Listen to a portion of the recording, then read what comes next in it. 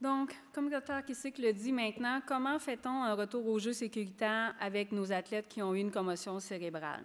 C'est quoi les étapes à suivre? Je reviens avec le petit questionnaire, une autre partie du questionnaire de l'étude que je vous avais montré tout à l'heure.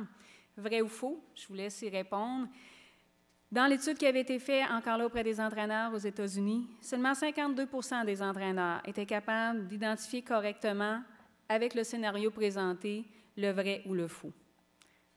Juste renforcer encore une fois des séminaires comme aujourd'hui, c'est important pour aider et les entraîneurs, et les parents, et les athlètes, et les personnes, le personnel médical autour, à bien identifier et faire un retour approprié. Dans le SCAD 2, vous avez la dernière page aussi, les étapes résumées brièvement au niveau comment on fait un retour au jeu suite à une commotion cérébrale. Je vous ai mis ici aussi au Québec, l'Association québécoise de médecine du sport a aussi fait un petit feuillet qu'on remet aux athlètes quand il y a une commotion, qui explique ce qu'est une commotion et qui explique à la fin du document aussi les étapes de retour au jeu. Quels sont les éléments clés d'un retour au jeu? Le premier et le plus important pour moi, c'est le repos. C'est la façon qu'il faut traiter une commotion. Il n'y a pas de pilule, il n'y a pas de traitement spécifique. La première chose qu'il faut faire avec un athlète qui a eu une commotion cérébrale, c'est le repos physique. Donc, on lui interdit toute activité physique. Chez les jeunes, il ne faut pas oublier, on lui interdit le vélo pour aller voir ses amis. On lui interdit les patins à roues alignées pour se déplacer. Donc, c'est toute activité physique tant aussi longtemps qu'il y a des symptômes. On recommande aussi un repos cognitif. Le cerveau, on le sait, il y a des difficultés, on l'a vu, c'est un problème fonctionnel. Donc, on veut limiter les activités à ce niveau-là aussi. Et ça inclut, Hans l'a bien mentionné lorsqu'il a fait son témoignage, les jeux vidéo, l'ordinateur, le Xbox. C'est des choses stimulantes pour le cerveau et on veut donner une pause. On veut permettre au cerveau de bien récupérer à ce niveau-là. Un message clé, et quant à moi, si vous retenez, il y a deux choses. On a dit avec Dr. Kissick, une commotion cérébrale, ce n'est pas égal à une perte de conscience. Deuxième point important pour moi, aucun athlète ne devrait retourner au jeu tant et aussi longtemps qu'il présente des symptômes. Et je pense que le jour où on va réussir ça, on va prévenir beaucoup de cas et on va prévenir beaucoup de complications. On doit aussi reprendre une activité graduelle. Donc, ce n'est pas le lendemain où il n'y a plus de symptômes, il retourne faire un match en compétition. On va le voir dans les étapes, on doit reprendre l'activité physique de façon progressive parce que, comme dans toute blessure au niveau sportif, si on a une entorse de la cheville, le lendemain qu'elle est plus enflée, on ne retourne pas patiner. On va autre chose à faire avant. On doit faire de la physio, on va faire de la rééducation. Au niveau des commotions, c'est le même principe. Et idéalement, on doit toujours avoir une évaluation médicale avant de reprendre le sport au complet. Donc, quel est le plan de retour au jeu? Les objectifs dans un plan de retour, bien faire comprendre les risques de retour au jeu prématuré, donc bien faire comprendre à l'athlète, à l'entraîneur, aux parents que si on retourne trop précocement, il y a des risques de séquelles à long terme, il y a des risques de blessures plus sévères. Clarifier les étapes propres au sport, adapter les étapes de façon spécifique au sport pour maintenir l'intérêt du jeune, pour maintenir sa motivation et aussi, je vous dirais, pour l'aider à comprendre qu'il n'est probablement pas prêt à faire un retour au contact. Pour les athlètes, les parents, il faut aussi comprendre, et les entraîneurs, il faut se rappeler qu'on est avec un athlète qui est en situation de retour progressif à l'activité physique et qui est en situation de contact progressif. Deux types d'athlètes qui vont influencer parfois notre retour, non pas dans la façon qu'on va le faire, mais qu'il faut rester plus éveillé et plus suspicieux. On a des athlètes téméraires qui vont d'emblée nous dire immédiatement après, qui n'ont aucun symptôme, que tout va bien, qui sont parfaits, non, il n'y a pas de problème, je peux jouer, alors qu'ils marchent en titubant ou on les voit qui ont de la misère à garder le focus. Et on a des athlètes qui vont aussi devenir craintifs suite à une commotion. Et eux vont avoir besoin qu'on les aide à récupérer cette confiance-là pour pouvoir reprendre le sport. En bref, quelles sont les étapes? Un, on vient d'en parler, repos, repos, repos, jusqu'à disparition complète des symptômes. Étape numéro 2, on introduit progressivement l'effort, un niveau d'effort de tolérance faible. Étape numéro 3, on augmente la tolérance à l'effort à un niveau modéré élevé. L'étape 4, c'est l'étape que j'appelle « Shake Your Brain ». Qu'est-ce que ça veut dire? C'est que c'est à cette étape-là où on va introduire des mouvements spécifiques au sport qui vont emmener des mouvements de la tête, donc le fait que le cerveau bouge à l'intérieur de la boîte crânienne, mais sans contact. C'est une étape importante parce que parfois, c'est là qu'on va réveiller des symptômes et on va voir que notre athlète n'est pas prêt à retourner au jeu. L'étape 5, c'est le retour régulier à l'entraînement. Cette étape-là, elle est cruciale. Et je dirais, à cette étape-là, on a besoin de la collaboration totale de l'entraîneur. Parce que souvent, c'est l'entraîneur qui va être capable de nous dire si le joueur a retrouvé sa rapidité de mouvement, sa spécificité, sa finesse dans le mouvement de l'exécution des différentes techniques qu'il va lui demander. Donc oui, nous, on va évaluer les choses, mais l'entraîneur est encore la personne la mieux placée pour nous guider à cette étape-là.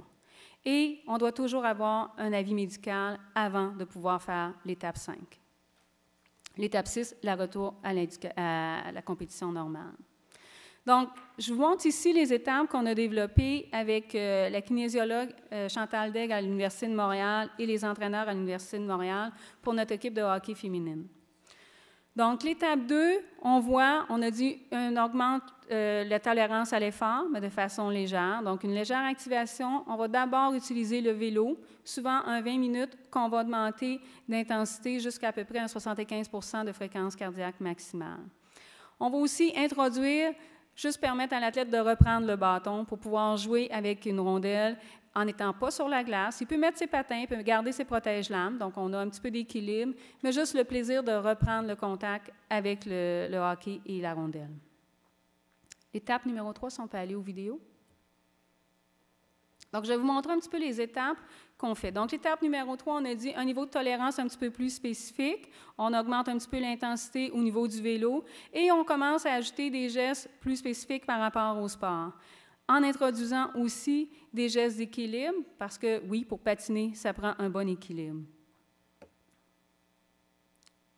Je vais juste voir. L'étape numéro 4, on a dit c'est l'étape « Shake Your Brain ». Donc, l'objectif de cette étape-là, c'est d'augmenter l'intensité, d'amener des changements de direction, amener des choses plus techniques et spécifiques par rapport au sport et un retour sur la glace. Donc, on va avoir différentes drills qui vont nous permettre d'aller chercher et d'aller évaluer à ce moment-là, est-ce que notre athlète est prêt ou non à faire un retour au jeu? Est-ce que le fait de faire des changements de direction brusques, le fait de faire des arrêts brusques, comme je disais, le fait d'emmener un mouvement au niveau du cerveau, est-ce que ça peut augmenter et faire réapparaître des symptômes? C'est clair que si jamais il y a des symptômes qui apparaissent, l'athlète doit être retiré, on doit arrêter l'activité, redonner un repos jusqu'à disparition complète des symptômes et par la suite reprendre à l'étape précédant l'apparition des symptômes. Si on regarde maintenant dernière étape, je vais vous montrer après l'étape 5.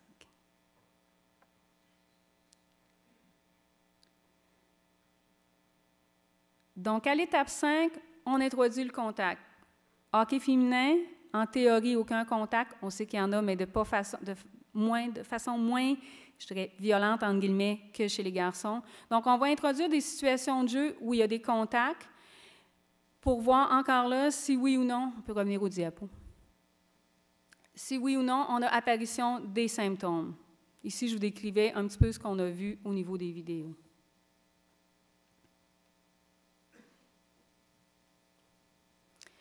Est-ce qu'il y a d'autres options de traitement?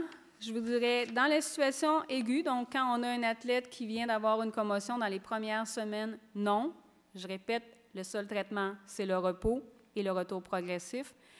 Par contre, parfois, on fait face à des athlètes qui ont des symptômes qui persistent, que ce soit des maux de tête, que ce soit des troubles d'humeur. On l'a vu, il peut y avoir des dépressions. Alors oui, à ce moment-là, on va utiliser d'autres produits, que ce soit certains médicaments pour parfois traiter un des symptômes. On a des athlètes qui vont développer des syndromes migraineux, donc on doit les traiter comme nos patients migraineux. Certains vont développer des problèmes de sommeil sévères, donc oui, à ce moment-là, on peut avoir à utiliser certaines médications. Et oui, certains vont développer des troubles dépressifs ou des troubles anxieux, et parfois, oui, nous aurons à utiliser la médication. les médicaments vont être utilisés seulement en dernier recours et seulement chez un athlète où ça fait plusieurs mois qu'il a eu sa commotion et qui persiste avec des symptômes et qui est limité dans sa vie de tous les jours. En résumé, pour moi, l'important, c'est un seul message unifié. Donc, tout le monde doit parler le même langage, tout le monde doit donner le même message, que ce soit le médecin, l'entraîneur, le préparateur physique, le physio. La collaboration de tous est essentielle pour le bien-être à court terme, mais aussi le bien-être à long terme de nos athlètes. C'est ce message unifié-là qui va nous permettre d'éviter d'avoir des athlètes qui vont présenter des symptômes de commotion et qui vont avoir des séquelles à long terme. La durée des étapes varie pour chacun. Le minimum, 24 heures entre chaque étape. On ne doit jamais faire plus qu'une étape par jour, donc c'est un minimum de 5 jours pour un retour au jeu et à la compétition. Et tout dépendamment des athlètes, s'il y a apparition de symptômes, ces étapes-là vont être plus longues. Et chez les enfants, je n'ai pas beaucoup parlé, les étapes sont toujours plus longues. On doit être, chez les enfants, on était en présence d'un jeune qui a un cerveau en développement, donc les risques de séquelles au niveau de la commotion sont grands et on doit être extrêmement prudent. Il est beaucoup plus sécuritaire d'errer dans la précaution chez un athlète, donc de le retirer plus longtemps que de le retourner prématurément. Et on doit avoir un accord du médecin avant un retour définitif au jeu. En conclusion, les commotions, on le voit, c'est un domaine évolutif. Il y a encore beaucoup de recherches qui se fait, on a encore beaucoup de choses à connaître. Le plan de traitement et la décision pour le retour au jeu doivent être individualisés. On a vu dans l'évaluation, certains facteurs peuvent influencer notre décision, notre rapidité. L'âge peut influencer notre décision et doit être avant tout basé sur le jugement et l'examen clinique. Je répète encore, et pour moi c'est le message clé, un athlète doit être totalement asymptomatique avant le retour au jeu. Merci de votre attention.